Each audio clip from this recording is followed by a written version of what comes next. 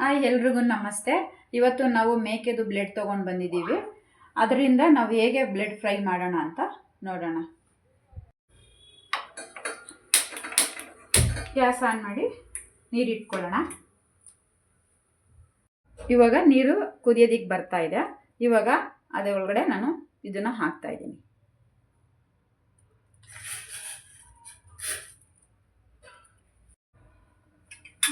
ನೋಡಿ, ಈ ರೀತಿ ಬೇಯಿಸ್ಕೊಬೇಕು.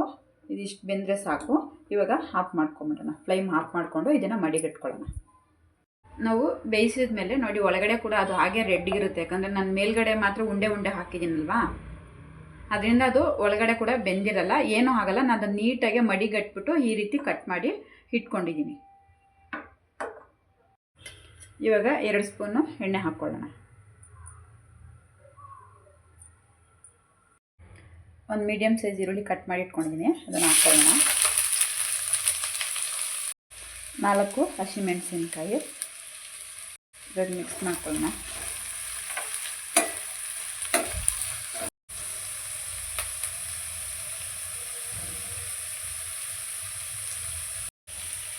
ಅರ್ಧ ಸ್ಪೂನು ಅರಿಶಿನ ಪುಡಿ ಮಿಕ್ಸ್ ಮಾಡೋಣ.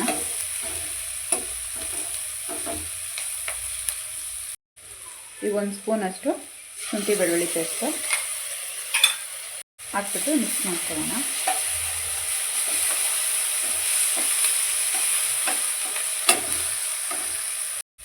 ಇದನ್ನು ಹಸಿ ಸ್ಮೆಲ್ಲು ಹೋಗೋವರೆಗೂ ಶುಂಠಿ ಬೆಳ್ಳುಳ್ಳಿ ಪೇಸ್ಟು ಅಲ್ಲಿವರೆಗೂ ಹುರ್ಕೊಬೇಕು. ಇವಾಗ ನಾನು ನೆಕ್ಸ್ಟ್ ಧನಿಯಾ ಪುಡಿ ಹಾಕ್ಕೊಳ್ತೀನಿ. 1 ಸ್ಪೂನಷ್ಟು ಧನಿಯಾ ಪುಡಿ, ಅರ್ಧ ಸ್ಪೂನಷ್ಟು ಮೆಣಸಿನ ಪುಡಿ, ಚಿಕ್ಕ 1/4 ಸ್ಪೂನಷ್ಟು ಜೀರಿಗೆ ಪುಡಿ ಮಿಕ್ಸ್ ಮಾಡ್ಕೊಳ್ಳೋಣ.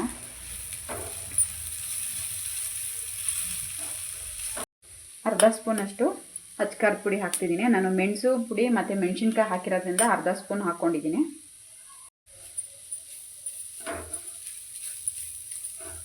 ಇವಾಗ ಇದಕ್ಕೆ ಬ್ಲೆಡ್ ಹಾಕ್ಕೊಳ್ಳೋಣ. ರುಚಿಗೆ ತಕ್ಕಷ್ಟು ಉಪ್ಪು. ಇದು ಆಗ್ತಿದೆ. ಇವಾಗ ಬೇಗ ಬ್ಲೆಡ್ ಹಾಕ್ಕೊಂಬಿಡೋಣ.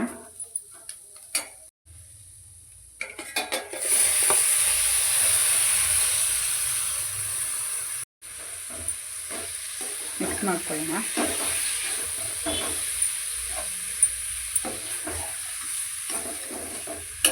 ಹಂಗೆ ಕಲರ್ ಚೇಂಜ್ ಆಗ್ತಾ ಹೋಗುತ್ತೆ, ಇದು ರೋಸ್ಟ್ ಆಗ್ತಾ ಆಗ್ತಾ.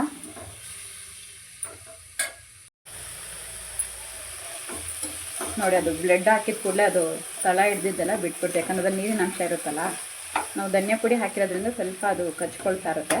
ರೋಸ್ಟ್ ಆಗಬೇಕು, ಇದನ್ನ ಬೇಯಬೇಕು. ನೋಡಿ ಆಗಿದೆ. ಇನ್ನೊಂದು ಸ್ವಲ್ಪ ಹಾಕಬೇಕು. ನಾವೇನು ಧನಿಯಾ ಪುಡಿ, ಜೀರಿಗೆ ಪುಡಿ, ಮೆಣಸಿನ ಪುಡಿ ಎಲ್ಲ ಹಾಕಿದ್ದೀವಲ್ಲ, ಘಮ ಘಮ ಘಮ ಅಂತ ಸ್ಮೆಲ್ ಬರ್ತಾ ಇದೆ. ತುಂಬ ಚೆನ್ನಾಗಾಗಿದೆ. ತುಂಬ ಸ್ಮೆಲ್ ಅಂತೂ ತುಂಬ ಚೆನ್ನಾಗಿ ಬರ್ತಾ ಇದೆ. ಇನ್ನೊಂದು ಸ್ವಲ್ಪ ರೋಸ್ಟ್ ಆಗಬೇಕು. ಇದಕ್ಕೆ ಸ್ವಲ್ಪ ಕಾಯಿ ತುರಿ ಹಾಕ್ಕೊಳ್ಳೋಣ.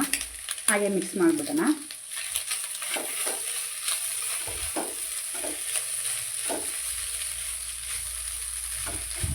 ಇವಾಗ ಫ್ಲೇಮ್ ಆಫ್ ಮಾಡ್ಕೊಂಬಿಡೋಣ. ನೋಡಿ, ನಾವು ಕಾಯಿ ತುರಿ ಎಲ್ಲ ಹಾಕಿದ್ದು ಮತ್ತು ಏನು ಮಸಾಲ ಐಟಮ್ಗಳೆಲ್ಲ ಹಾಕಿದ್ದೀವೋ ಅದೆಲ್ಲ ಬ್ಲೆಡ್ ಚೆನ್ನಾಗಿ ಅಬ್ಸರ್ವ್ ಆಗಿ ಎಲ್ಲ ಎಳ್ಕೊಂಡಿದೆ. ಘಮ ಘಮ ಅಂತಿದೆ. ನಾವೇನು ಮಸಾಲ ಧನಿಯಾ ಪುಡಿ, ಜೀರಿಗೆ ಪುಡಿ ಮತ್ತು ಪೆಪ್ಪರ್ ಪುಡಿ ಹಾಕಿದ್ದೀವೋ ಅದೆಲ್ಲ ತುಂಬ ಸ್ಮೆಲ್ ಚೆನ್ನಾಗಿ ಘಮ ಘಮ ಅಂತಿದೆ. ಓಕೆ, ಇದನ್ನೊಂದು ಬೌಲ್ಗೆ ಸರ್ವ್ ಮಾಡ್ಕೊಳ್ಳೋಣ.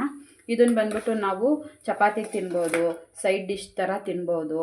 ನಾವೇನು ಮಾಮೂಲಿ ನಾನ್ ವೆಜ್ ಅಡುಗೆ ಮಾಡಿದಾಗ ವೆರೈಟೀಸ್ ಆಫ್ ಅಡುಗೆ ಮಾಡ್ಕೊಳ್ತೀವೋ ಆವಾಗ ಇದು ಒಂದು ರೆಸಿಪಿ ಥರ ಮಾಡಿ ಸೈಡ್ ಪಲ್ಯ ಥರ ತಿನ್ಬೋದು.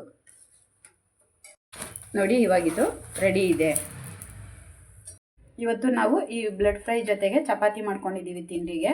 ನೀವು ಮನೆಗಳಲ್ಲಿ ಒಂದ್ಸಲಿ ಈ ರೆಸಿಪಿನ ಟ್ರೈ ಮಾಡಿಬಿಟ್ಟು ನನ್ನ ಚಾನಲ್ಗೆ ನಿಮಗೆ ಇಷ್ಟ ಆದರೆ ಲೈಕ್ ಮಾಡಿ, ಸಬ್ಸ್ಕ್ರೈಬ್ ಮಾಡಿ. Thank you.